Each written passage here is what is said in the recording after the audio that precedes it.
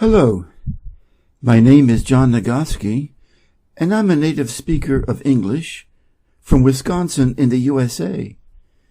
I would like to introduce to you my English reading channel with questions and answers.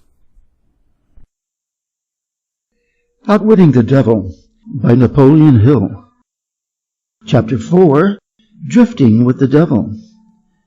Tell me first about your most clever trick, the one you used to ensnare the greatest number of people. If you force me to give away the secret, it will mean my loss of millions of people now living and still greater numbers of millions as yet unborn. I beg of you, permit me to pass this one question unanswered.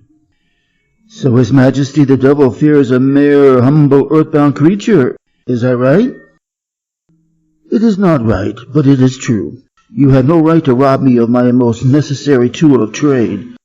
For millions of years I have dominated earthbound creatures through fear and ignorance.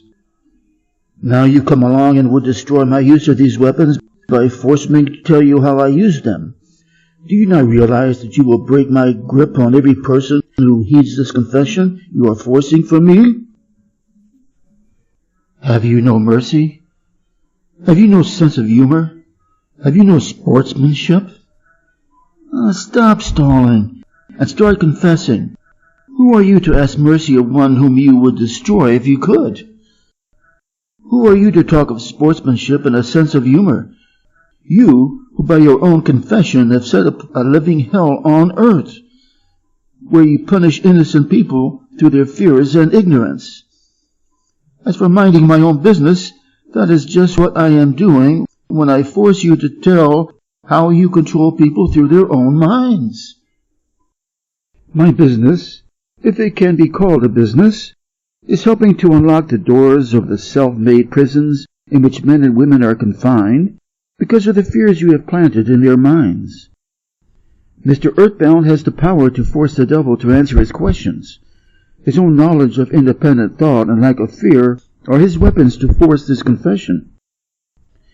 My greatest weapon over human beings consists of two secret principles by which I gain control of their minds. I will speak first of the principle of habit, through which I enter the minds of people. By operating through this principle, I establish, I wish I could avoid using this word, the habit of drifting. When a person begins to drift on any subject, he is headed straight toward the gates of what you earthbound called hell. Describe all the ways in which you induce people to drift. Define the word and tell us exactly what you mean by it. I can best define the word drift by saying that people who think for themselves never drift, while those who do little or no thinking for themselves are drifters.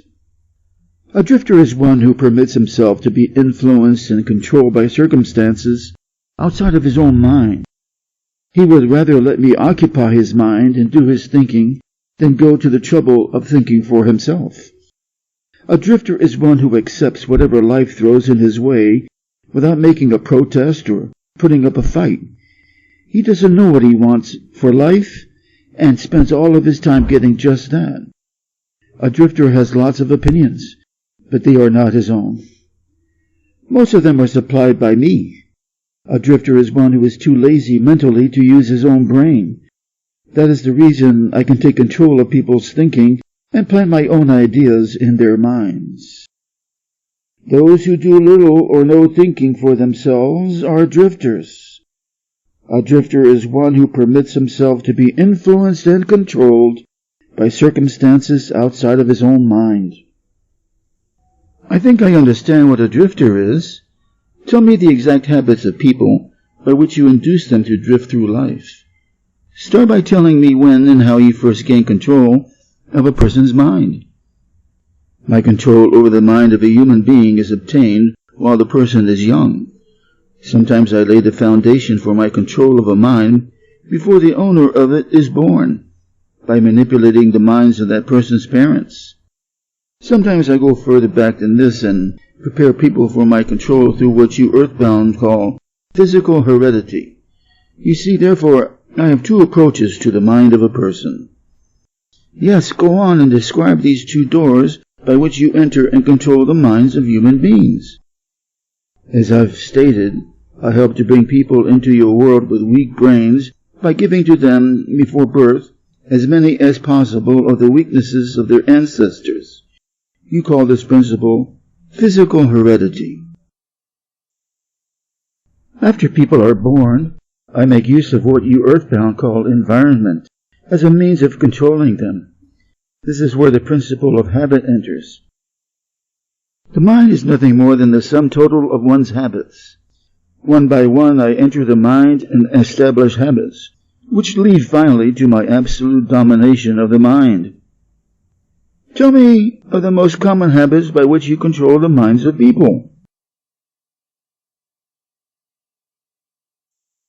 That is one of my cleverest tricks. I enter the minds of people through thoughts which they believe to be their own. Those most useful to me are fear, superstition, avarice, greed, lust, revenge, anger, vanity, and plain laziness. Through one or more of these I can enter any mind at any age, but I get my best results when I take charge of a mind while it is young, before its owner has learned how to close any of these 9 doors. Then I can set up habits which keep the doors ajar forever. I am catching on to your methods. Now let us go back to the habit of drifting. Tell us all about that habit, since you say it is your cleverest trick in controlling the minds of people. As I said before, I start people drifting during their youth. I induce them to drift through school without knowing what occupation they wish to follow in life. Here I catch the majority of people. Habits are related. Drift in one direction, and soon you will be drifting in all directions. I also use environmental habits to give me a definite grip on my victims. Oh, I see. You make it your business to train children in the habit of drifting by inducing them to go through school without aim or purpose. Now, tell me of some of your other tricks with which you cause people to become drifters. Well, my second best trick in developing the habit of drifting is one that I put into operation with the aid of parents and public school teachers and religious instructors. I warn you not to force me to mention this trick. Do not disclose this trick. If you do so, you will be hated by my co-workers who will help me use this trick. If you publish this confession in book form, your book will be barred from the public schools. It will be blacklisted by most of the religious leaders. It will be hidden from children by many parents. The newspapers will not dare to give reviews of your book. Millions of people will hate you for writing the book. In fact, no one will like you or your book except those who think, and you know how very few there are of this sort. My advice to you is to let me skip the description of my second best trick. The author knew this opinion would be one of the most controversial aspects of his book. In fact, his wife was so concerned about how it would be received that she made him promise that he would not publish it. In fact, it is only now, well after her death, that the family has agreed to share it with the world. I would encourage you to follow Hill's argument about the public education system and religious teachers, and then decide for yourself. So for my own good, you wish to withhold the description of your second best trick. No one will like my book except those who think, eh? Very well, go ahead and answer. You'll regret this, Mr. Earthbound, but the joke is on you. By this mistake of yours, you will divert attention from me to yourself. My co-workers, of whom there are millions, will forget about me and hate you for uncovering my methods. Never mind about me. Tell me all about this second best trick of yours with which you induce people to drift with you to hell. My second best trick is not second at all. It is first. It is first because without it I never could gain control of the minds of the youth. Parents, school teachers, religious instructors, and many other adults unknowingly serve my purpose by helping me to destroy in children the habit of thinking for themselves. They go about their work in various ways, never suspecting what they are doing to the minds of children are the real cause of the children's mistakes. Have you ever heard a parent finish a child's sentence, or seen a parent complete a child's homework? Remember those science fairs at school where it was obvious the kid had a lot of outside help with their science projects? Mom and Dad may have helped a little too much, but deep down they know that their child appreciates the help and recognizes what great parents they are, right? Actually, the child may be thinking, Mom and Dad don't think I can do it on my own, so why bother? Eventually, this parental help will destroy the child's self-confidence. By allowing children to be truly in charge, parents will help their kids develop the habit of thinking for themselves. I can hardly believe you, Your Majesty. I have always believed that children's best friends were those closest to them, their parents, their school teachers, and their religious instructors. Where would children go for dependable guidance, if not to those who have charge of them? That is where my cleverness comes in. There is the exact explanation of how I control 98% of the world. I take possession of people during their youth, before they come into possession of their own minds, by using those who are in charge of them. I especially need the help of those who give children their religious instruction, because it is here that I break down independent thought and start people on the habit of drifting, by confusing their minds with unprovable ideas concerning a world of which they know nothing. It is here also that I plant in the minds of children the greatest of all fears, the fear of hell. I understand that it is easy for you to frighten children with threats of hell, but how do you continue to make them fear you and your hell after they grow up and learn to think for themselves? Children grow up, but they do not always learn to think for themselves. Once I capture the mind of a child through fear, I weaken that child's ability to reason and to think for himself, and that weakness goes with the child all through life. Is that not taking unfair advantage of a human being by contaminating his mind before he comes into full possession of it? Everything is fair that I can use to further my ends. I have no foolish limitations of right and wrong. Might is right with me. I use every known human weakness to gain and keep control of the human mind. I understand your devilish nature. Now let us get back to further discussion of your methods of inducing people to drift to hell here on earth. From your confession, I see that you take charge of children while their minds are young and pliable. Tell me more of how you use parents, teachers, and religious leaders to ensnare people into drifting. One of my favorite tricks is to coordinate the efforts of parents and religious instructors so they work together in helping me to destroy the children's power to think for themselves. I use many religious instructors to undermine the courage and power of independent thought of children by teaching them to fear me, but I use the parents to aid the religious leaders in this great work of mine. How do parents help religious leaders destroy their children's power to think for themselves?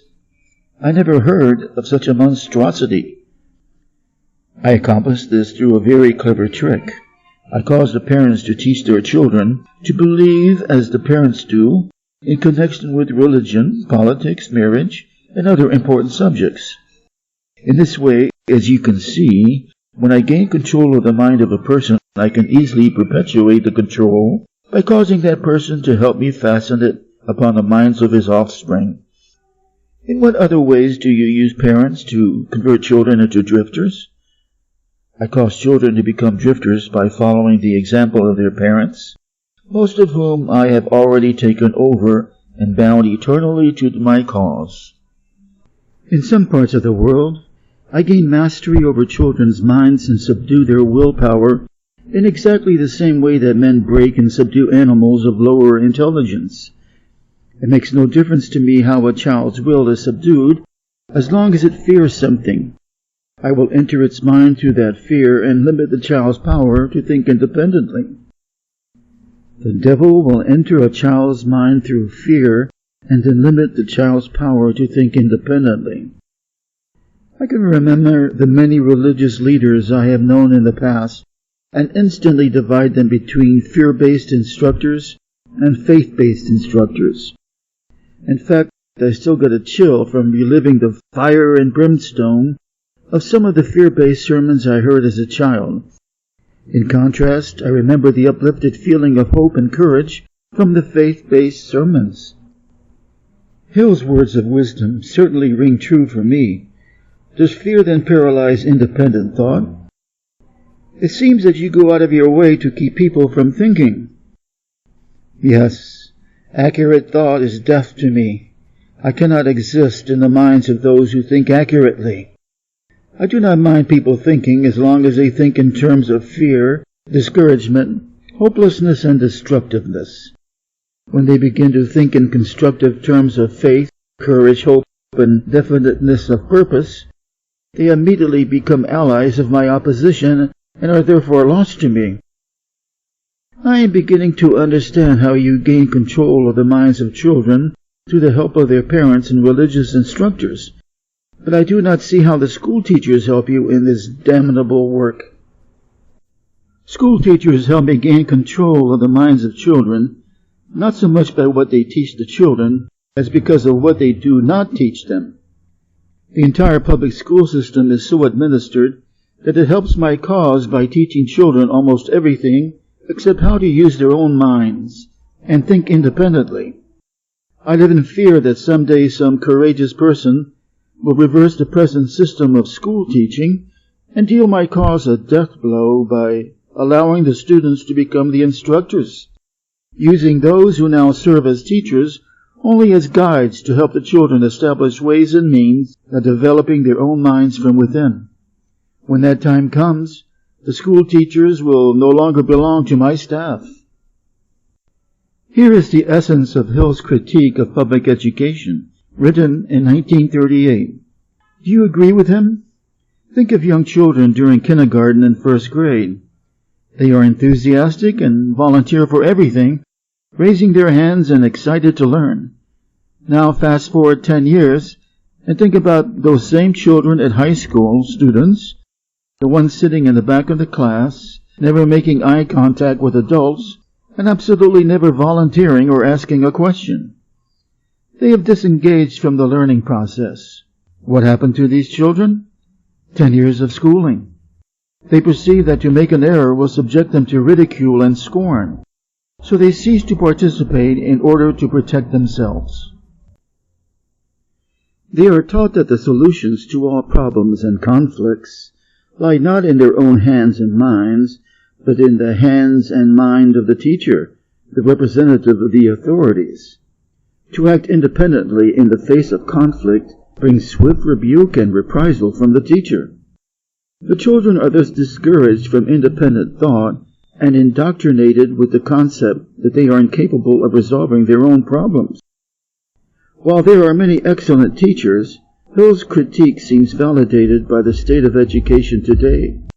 If you agree with Hill, what do you think we can do about it? One thing we should do is to seek out those teachers and schools who encourage independent thought in their students and applaud them for their courage. I was under the impression that the purpose of all schooling was to help children to think. That may be the purpose of schooling, but the system in most of the schools of the world does not carry out the purpose. School children are taught not to develop and use their own minds, but to adopt and use the thoughts of others.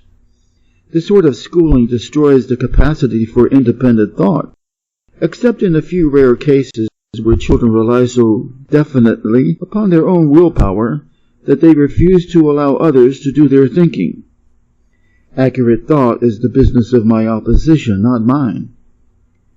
What relationship, if any, has your opposition with the homes, the churches, and the schools?